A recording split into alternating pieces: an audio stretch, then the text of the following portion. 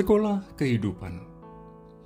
Didiklah orang muda menurut jalan yang patut baginya. Maka pada masa tuanya pun ia tidak akan menyimpang daripada jalan itu. Amsal 22 ayat 6. Setiap orang membutuhkan pendidikan. Bahkan hampir setiap orang pernah mengecap pendidikan di sekolah. Pada dasarnya, ada dua macam pendidikan di sekolah, yaitu sekolah formal dan sekolah non-formal. Sekolah formal berupa sekolah dari tingkat playgroup sampai perguruan tinggi. Sedangkan sekolah non-formal berupa sekolah kehidupan yang berlangsung seumur hidup. Mari kita belajar tentang sekolah kehidupan. Yang pertama, mengapa ada sekolah kehidupan? Sekolah kehidupan adalah sekolah sepanjang masa dan sepanjang umur hidup kita. Sekolah kehidupan juga tempat pembentukan sikap dan karakter kita. Pembentukan sikap dan karakter dapat terjadi lewat berbagai peristiwa.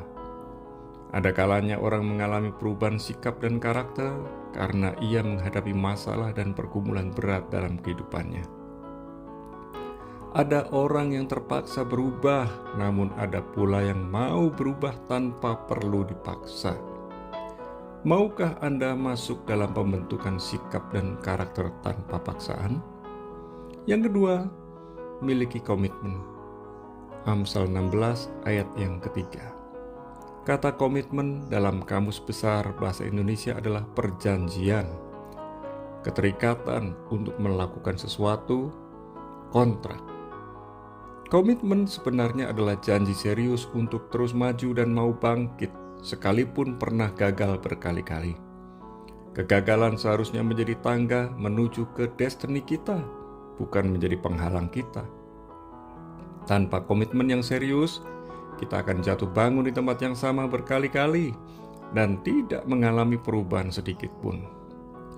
Kita harus memiliki kemauan yang kuat untuk menghadapi dan mengalami perubahan.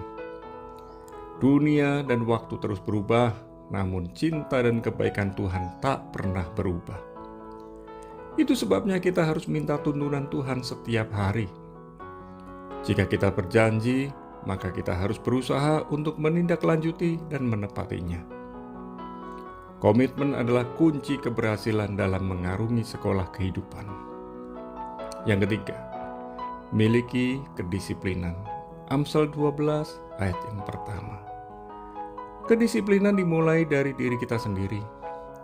Sekalipun kita banyak melihat contoh kedisiplinan dari orang lain, namun pilihan dan keputusan untuk hidup dalam kedisiplinan ada di tangan kita sendiri. Kedisiplinan membutuhkan kemauan yang kuat. Kita harus memiliki kemauan kuat untuk membiasakan diri hidup dalam kedisiplinan.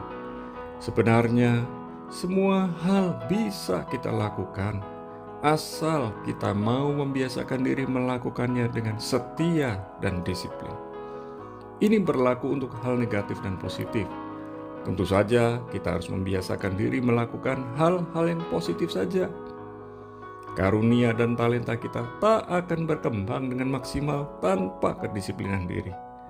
Mari kita hidup dalam kedisiplinan dan lihatlah perubahan demi perubahan yang baik pasti terjadi dalam kehidupan kita.